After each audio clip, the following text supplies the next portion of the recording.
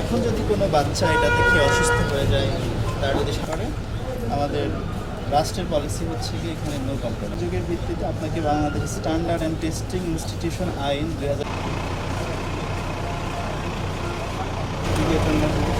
টাকাটা বলেন।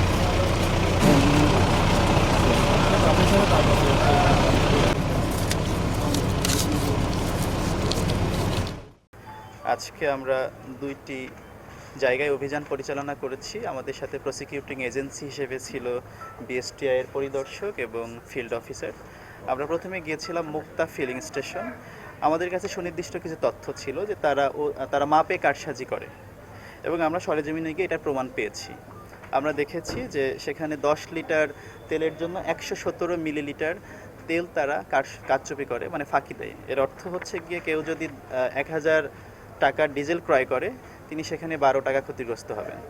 ঠিক আছে, কেউ যদি 10,000 টাকার ডিজেল ক্রয় করে, উনি 112 টাকা ক্ষতিগ্রস্ত হবে। এবং এভাবে তারা একদিনেই প্রায় 1200 থেকে 1500 টাকার মতন শুধুমাত্র ডিজেল বিক্রি করার মাধ্যমে এভাবে জনগণের ভোক্তার টাকা তারা ফাঁকি দিচ্ছে।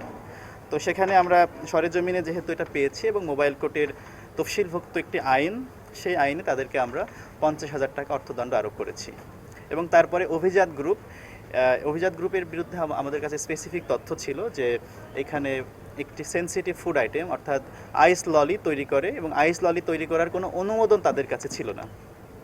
আমরা সরেজমিনে এসেছি, আমাদের কাছে বিএসটিআই সাংবাদিক মহোদয় আপনারা ছিলেন, এবং পুলিশ ফোর্সসহ এসে দেখেছি যে যেই অভিযোগটি তাদের বিরুদ্ধে ছিল সেটি সত্য, এবং তারা কোনো ধরনের অনুমোদন ব্যতি রেখেই তারা এরকম সেনসিটিভ ফুড আইটেম তৈরি করে যাচ্ছে। তো আমরা তাদেরকে এটি ইমিডিয়েটলি বন্ধ করতে বলেছি, এবং তাদেরকে বিএসটিআইয়ের 15 ধারা লঙ্ঘনের দায়ে তাদেরকে আমরা 70,000 টাকা অর্থদণ্ড আরোপ করেছি। এবং আমাদের এই ধরনের অভিযান জনস্বার্থে অব্যাহত থাকবে।